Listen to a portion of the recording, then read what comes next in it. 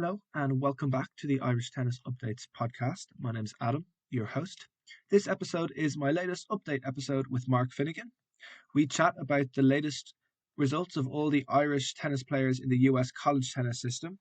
We also touch on a few other updates from Irish tennis, including DLTC Winter League, Davis Cup, Billie Jean King Cup, and some other topics including staff changes in Tennis Ireland, which includes most notably a new CEO. I hope you enjoy this update. Here we go. Here's Mark. All right, Mark, it's been a while since we've caught up. How are things with you? Oh, absolutely fantastic, Adam. Yeah, it has been a while, and looking forward to chatting about all of the team competitions and everything going on with Irish tennis at the moment. Good stuff, absolutely. Let's get into it. I know there's been a lot obviously going on in college tennis in the States, and maybe they're good ways through their season. But before we chat about that, let's talk about a few things here in Ireland. Firstly, we'll touch on the Winter League, DLTC Winter League. The finals are this weekend, the 26th. The finals are held in Castleknock and Lansdowne this year. I was looking through the list for the final schedule, and there's a huge variety of clubs in finals, which is really good. Malahide has the most finals. They're in three different classes finals, but a huge variety of clubs making finals, which is great to see. And just obviously very best of luck to everyone playing, and well done to everyone playing for their clubs. Well, Alex Watt has done a fantastic job there at Malahide. He's been there for a short period of time. I think little under 6 months now, maybe 7 months. And you can already see there's been a massive impact there on the leagues with Malahide. A lot of players coming down as well from Northern Ireland, which is fantastic to see. Yeah. In the past, I think Malahide's always been one of the strongest teams on the men's and the female side. So great to see them back and being more competitive. Absolutely, 100%. So we'll move on. Just have a quick chat about the Davis Cup and the Billie Jean King Cup as well. So first on the Davis Cup, the guys had their tie back in February. They played against Peru. It was in the World Group 1 playoffs, which is the highest level that the Davis Cup team has competed in for several years. So it was really great to see them up playing at that level. Unfortunately, they didn't get the win against Peru.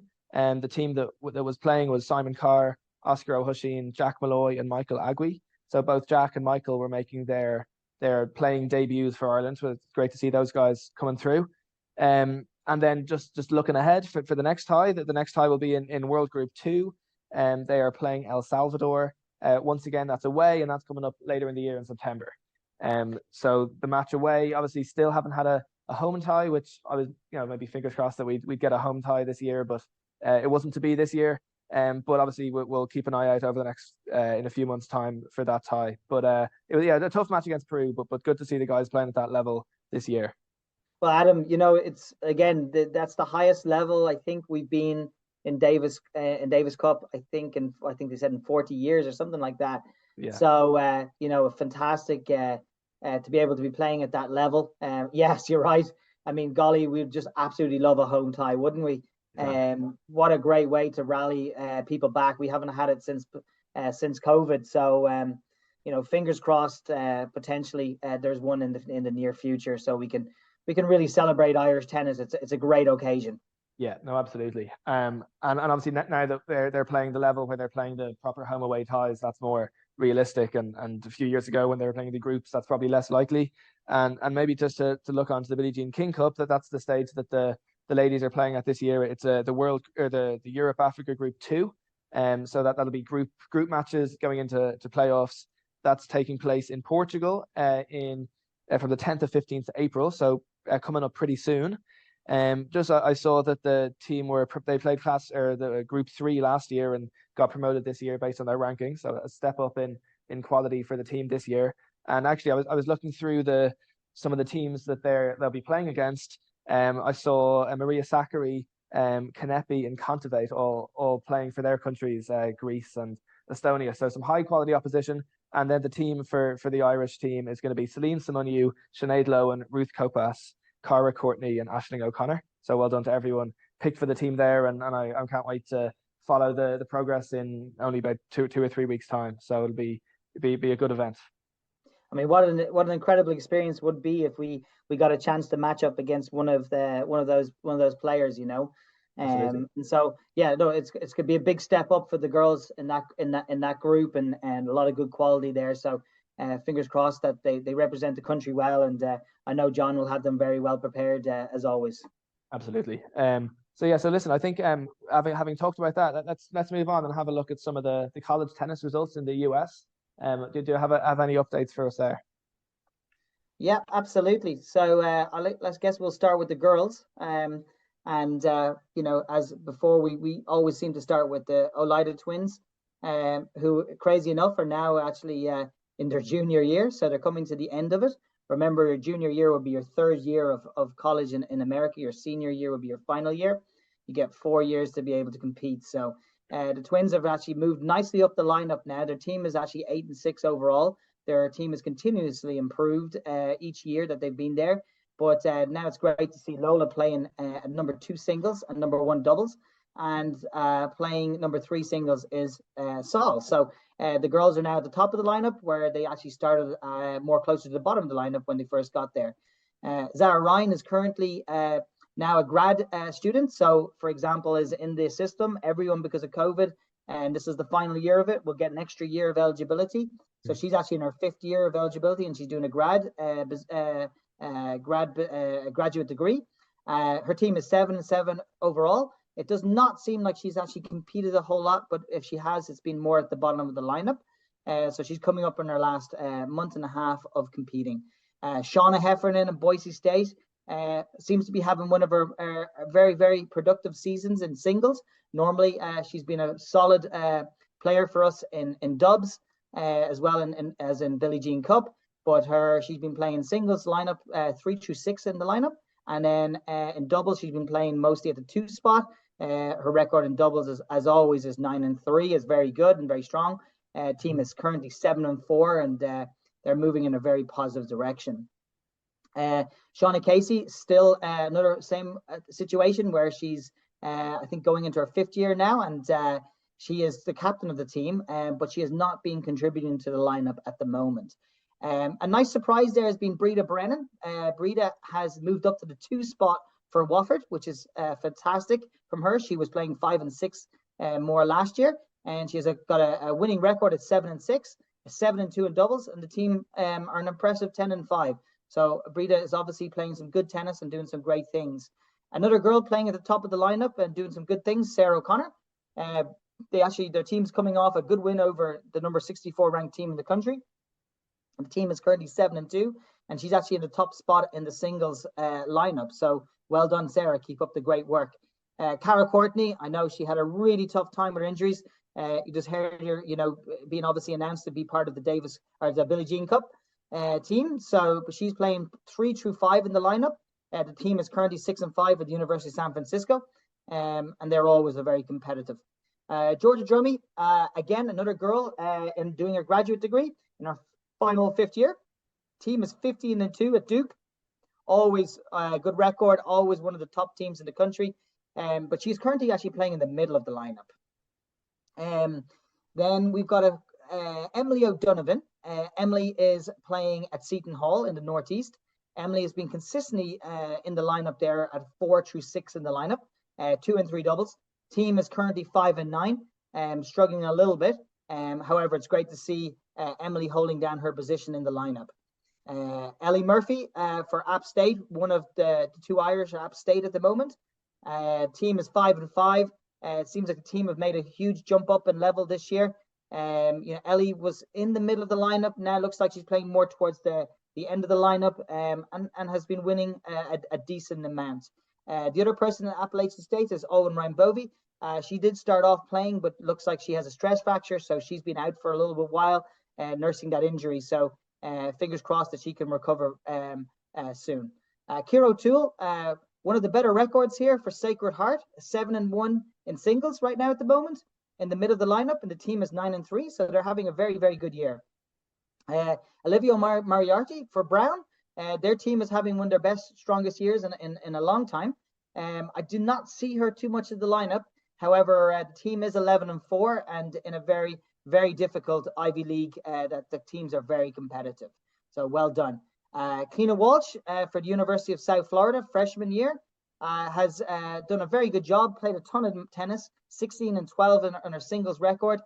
She's been all over the lineup, 4, 5, and 6, 2 and 3 doubles. The team is having a really good year this year. They're coming off a couple of really good wins at home, and they're moving in a very positive direction.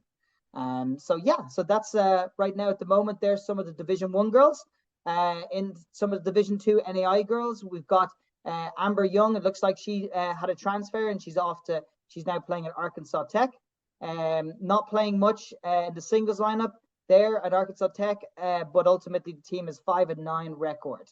Not too sure with Megan Butler. I looked for her, but it does not believe that she's at Arkansas Tech anymore. But just couldn't find if she transferred or she was somewhere else. Tara Stewart is starting her second year, I believe, at Tabor College. Tabor actually is 0-4 right now at the moment, and Tara is playing number 1 singles. But it looks like the rest of most of their schedule is coming up here in the next couple of months. It's very typical for the NAI to start a little bit later in the spring, since they compete a lot as a team in the fall, which is a little bit different than the Division 2 or Division 1 model. And then we've got Emily Connolly, who's in her 4th year at the powerhouse Indian Wesleyan University. The team is 24 and 4. I think over the years they don't lose too many matches there at Indiana Wesleyan. She's been consistently playing as number 5 singles and 3 doubles. So it's been nice to see her consistently holding down those positions. Roisin Murphy at Division 2 Mercyhurst, doing excellent, playing number 2 singles and number 1 doubles for the team. And their team is currently has a record of 3 and 5. So that's it for on the girls' side. Yeah, great stuff. Yeah, no, and I think one thing you mentioned this earlier, but like having done this a couple of years now, to be able to follow some of the particular players and see as they move up the lineup and get more experience to watch the progress is really cool. Well, and Adam, something that's been very consistent through not just Irish tennis players, but in general is a lot of the players that have ended up doing their 5th year because of the COVID year, they seem to be having a bit of a challenging time in that 5th year because, college tennis is a very intense, it's very full on. And, 4 years, most people say, right, after 4 years, they're ready to kind of move on with the next stage. So some of those people who've ended up doing a 5th year, you can kind of maybe see a little bit they're having a bit of a tough time. Okay. That potentially could be down to maybe just a lot of college tennis over the years.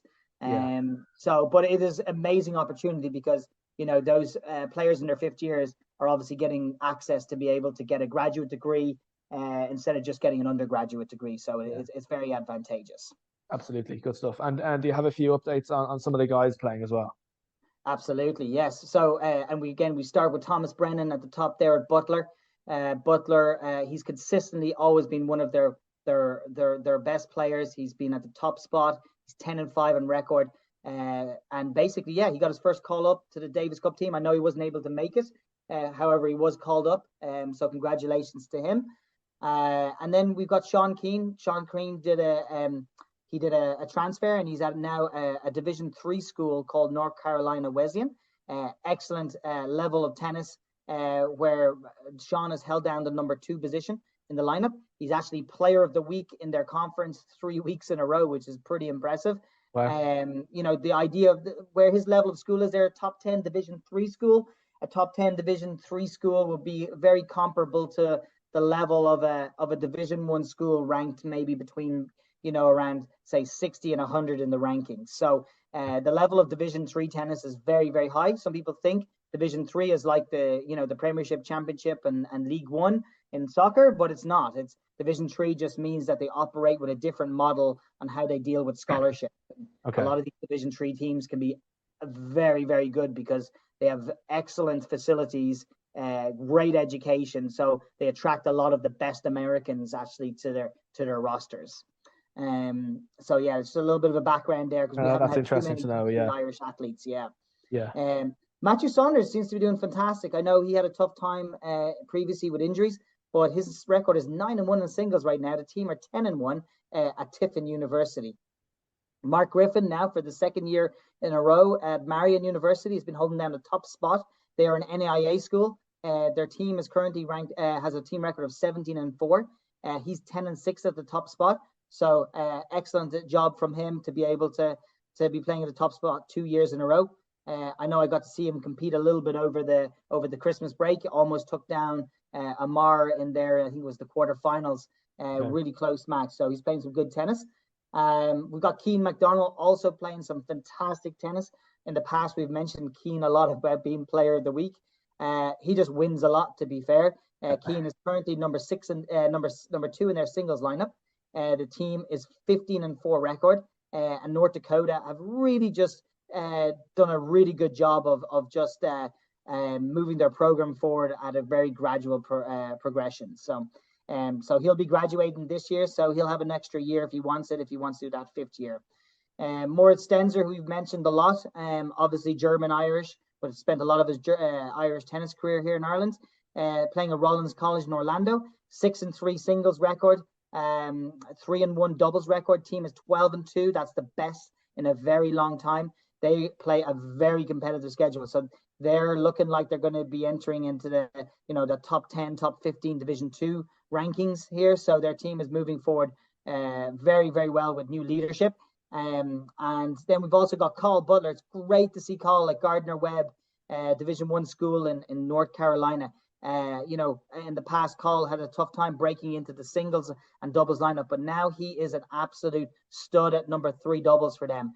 They're having a lot of success. He's winning a lot of doubles matches. Team is 11-5. They did lose a couple of really tight 4-3 matches. However, I believe Carl was actually winning his doubles match. So well done, Carl, to be able to break into that lineup. A very competitive Gardner Webb team. Christian Duffy continues to have his career at Stonehill College. Stonehill is a Division 2 school, but is moving to Division 1 next year. So that's great. He's been playing primarily at the number 2 and 3 spots for them. The team is currently 7-11. Even though they have a losing record, that's probably a good record compared to comparative years. So they seem to be improving. Philip Lynch, who just did a transfer, now is at Wagner, and I believe he's doing his graduate degree in his 5th year. He's currently playing at that 3 spot. He seems to be a little bit out of the lineup lately. Might be injuries that are causing that. Team is 3-10. Wagner do have some new leadership and new coach there who's doing some great things. So wouldn't be surprised to see that team can improve over the next couple of years. Neil O'Connor, Coastal Carolina, Division 1 school in South Carolina, right next to the beach, doing great, playing consistently in the lineup this year, 5-4 in singles right now at the moment with his record, more towards the end of the lineup, and is in the doubles lineup. Team is currently 10-6 record, so they have a winning record. They're always in and around that 75 to 100 ranking range in Division 1. Great to see Charlie Barry seems to be performing extremely well on the doubles court for Tulane. Tulane, obviously one of the best athletic universities in the country. Team is currently 10-6, coming off some big wins, including Auburn. And Charlie's been playing at that number 1 doubles position in the lineup. He's played a little bit in singles, but not as much in singles. It seems like to me he's really settled in to being that leader in the doubles and is having a lot of success at the number 1 position. And they play a really, really tough Division 1 schedule, one of the toughest Division 1 schedules in the country. Then we've got Kieran McCarthy at NAIA Holy Cross Notre Dame, playing number 2 singles versus Division 1 IUPY the other day. Almost took a set, lost the second set 7-6. So it's great to see him being very competitive against a Division 1 school. Yeah. Primarily, it seems like to me they've been playing more in the 4 and 5 position, so they must have had a couple of injuries that day, or they moved them up with the lineup for tactical reasons. Most of their schedule is still upcoming. They play majority of their matches in that March, April, May period. So keep an eye out for him. He's obviously accompanied there by Hugh O'Sullivan from Holy Cross at Notre Dame. Both those Irish guys are there, but unfortunately Hugh is still having to recover from a really tough leg break that he had right before he left. I know that he's had another operation, and all the best wishes to him that he can recover from this time round from it and get back on the tennis court. So be no deserving guy. He's put as much into his rehab as he possibly can. Yeah. A guy who's done a transfer here, Connor Gannon, was at University of Tennessee, is now at my university I coached at and played at. University of Memphis. So that's close to my heart. He's had a great start to his career there at Memphis. Memphis are a top 25 team at the moment, playing 3 and 4 in the lineup for them. And he's had some big time clinches lately. So I think there's been 2 matches this year where he's been last match on, and it's come down to him, and he's had an incredible victory. So well done to you, Connor. Great job. Let's see what we got else here. We've got a couple of the guys that were in high schools, obviously not in college, but Joseph Kalidas and his brother Ben Kalidas at Macaulay High School. They're just starting their high school season now. I know we actually played last night. I watched a little bit of him on live video through PlaySite. Okay. He's doing fantastic. He's up to number 2 in the lineup for them. They're the number 1 high school in the country too as well. So it's a good level. And then we had Zach Murphy and Dylan Breen. They were both playing for Montverde. They actually played in the national championships for high schools there about 2 weeks ago. And I want to say that they played 1 and 3 in the lineup. Both of them did. And they finished, I think they were 3rd place finishers in that. So that was pretty good for them. Both of them have also signed off their scholarships. Zach's going to Jacksonville State, a Division 1 school. And so is Dylan. Breen's going to Siena College, which is also a Division 1 school up in the Northeast. Yeah, good to hear from him. We got Joshua Mackey too as well. Joshua at UMSL, who's a freshman. Joshua's been playing 3 and 4 in the lineup for UMSL. The record, I believe, is not quite a winning record, but it's close to being. So Joshua's playing number 1 doubles too as well for them in his first year, which is great too as well. Nathan Slattery for Ryder in Division 1 school in the Northeast just came there in January. So really always a little bit tricky going in January, but he's seemed to have settled in really well. He plays at the number 1 singles and number 1 in doubles in the lineup. So he's getting some great experience playing some really good competition. Watched him the other week there on live stream playing a very, very competitive match against Marquette. Then we also have Alex Donnelly, who's at Lubbock Christian University in Texas, same place as Texas Tech University. Alex is doing fantastic. He's now he's now 100% in the lineup there at the number 3 doubles position, and is nipping at the bud to get in the singles lineup. So Alex has done a fantastic job there in his first year. Yeah. We've got Arthur O'Sullivan at Georgetown. Arthur seems to be doing a fantastic job there. He seems to be playing like 2 through 4 in the lineup in singles, and then 2 and 3 in the doubles lineup. So he's doing a great job. That team is competitive and getting definitely better each year. And then we got guys like Sean McCullough, who's at Durham still, and he's doing his graduate degree there. Sean has been in and out of that first team at Durham, and they've been playing a very competitive schedule. They've actually got a Bucks Wednesday today, which is a big day for them in the Bucks League there in England. So yeah, that was a lot, but brilliant, yeah. we got through them. So we still have a ton over there playing, competing. Nobody necessarily in the top of the ITA rankings.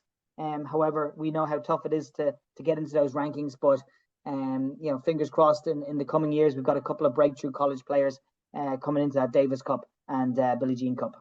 Absolutely, yeah. No, it's just as always great to hear those updates, and we'll have to check in again in a few weeks, maybe towards the end of the season, and see how everything has been going. But just before we go now, there's a couple more updates on other bits.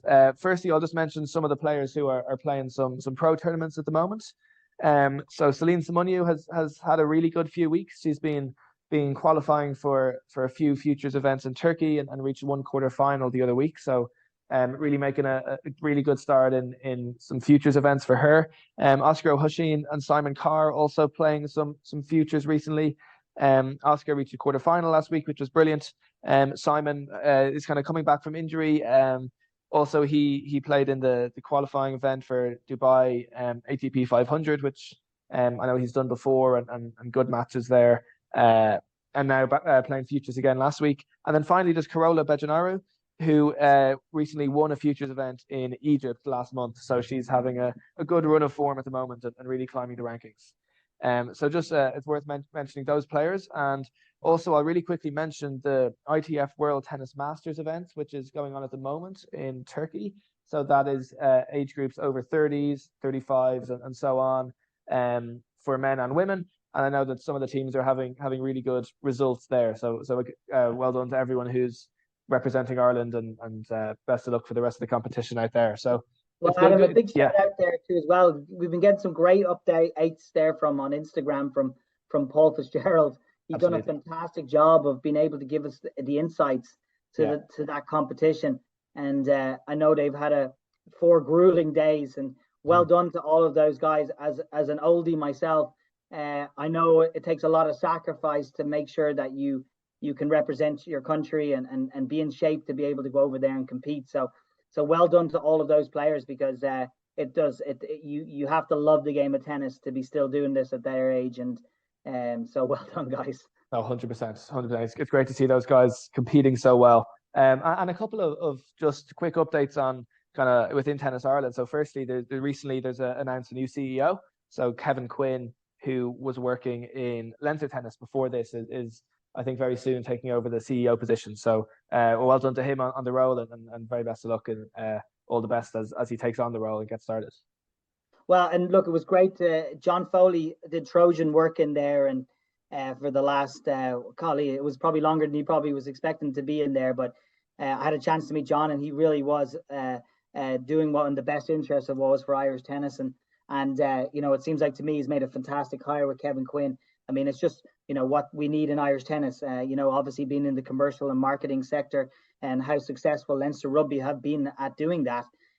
So I'm hoping that, Kevin will be able to really break into that for Irish tennis, especially for Irish performance tennis, because, there is a serious lack there of funding. So yeah, that'd be great to get as much support as we can. And I'm excited to hopefully get to meet him over the summer at some stage after he settles in and everything like that. So best of luck to Kevin and John Foley. Fair play. Thank you so much for all the work that you put in your time here. Absolutely, yeah. All the best wishes to John, and now to Kevin taking over. Also, Gareth Barry, who I've spoken to on the podcast before. He was working as a performance director in Tennis Ireland. He's left his role. I think just to look back at the last couple of years, I think looking at where we are in terms of a lot of huge number of junior ITF tournaments, which is, as we have talked about and as we all know, is a massive thing to have. So I think Gareth's done a great job there, and also the World Tennis number being introduced, or maybe a couple of the kind of big achievements, milestones I've looked at the last couple of years. So a big thanks again to Gareth for his work with Irish tennis. Well, Gareth will leave a legacy behind that. He really emphasized his goal was to get more international competition in Ireland. Yeah. And I think we're going to have 6 ITFs this year in under 18s, and I think a further 5 Tennis Europes, or maybe even more. I mean, so you know what? It's Trojan work. That was his number one goal, was to be able to do that. And look, it's so easy to be critical of people and situations, but for me, looking back on his time that he spent with Tennis Ireland, he's made some serious impact with some serious challenges. He started right as COVID hit. Yeah. And look, I'm looking at this calendar as we speak here with juniors and seniors, and COVID made the calendar very complicated after we got back, and it looks like that calendar is now being sorted out. And look, we're moving more towards a competitive tournament structure that's less focused on ranking points and more on rating systems, which can only be a really good situation for people's development. 100%. So yeah, obviously looking at those, all the best to everyone taking on new roles, and thanks to people with their time. So, Mark, any other updates? I think that's most of the things I'd picked out to touch on. No, I think maybe we didn't touch it maybe as much on the league DLTC as we wanted there. I think one probably standout thing for me is looks like Carrick Mines are really back on the girls, the female side and the male side. I know you guys, you're not too far from there in Greystones with them, but they've got Julian Bradley and Mara Elliman playing number one doubles for them. They're in class 2. So I think again is something that we take for granted is our league system. It's a very, very very few countries in the world have a league structure like we do. we're so lucky and we're so appreciative of that, because it gives us still a chance to be able to play competitive tennis, where some people at our age don't get to play competitive tennis anymore. So really appreciate it for the DLTCs leagues. Also a huge achievement for FITS 2 and FITS 1 making the semi-finals of the men's this year in Winter League. Like, that's something at NACE that we had a big goal to try to be able to attain. And they were able to attain that this year, where their first and second team competed against each other in the semi-finals. So that's an incredible achievement. So well done on the leadership there. And then, just great to see Temple Oak too as well in a final. I know Colin O'Brien has led the charge there over the last couple of years. It wasn't too long ago they were in a Class 2 team, and they're now at the top of the League 1 status. So, for everyone, no matter if you're Class 1 all the way to Class 7, best of luck in your finals. DLTC Finals Day is done the right way. They do a great job with that. I've always enjoyed Finals Day when I've been lucky to be a part of it. So best of luck, everyone. Yeah, I think that's the thing with DLTC. We've said it before, but just the size of the league, the amount of matches, and just at absolutely every single level as well. All those the clubs playing at every level. It is just brilliant to see, and kind of so good for any grassroots of tennis. Like, the huge numbers, participation numbers, playing matches. So I think there's always credit to be given there for these leagues that happen every year. So yeah, it's definitely worth mentioning, and best of luck to everyone playing this weekend. But Mark, listen, a big thanks for the updates for the chat today. We must do it again, maybe towards the end of the college tennis season to look back. But appreciate the time as always. Thanks, Adam. Have a good one. Cheers. Thanks once again to Mark for his time putting these updates together.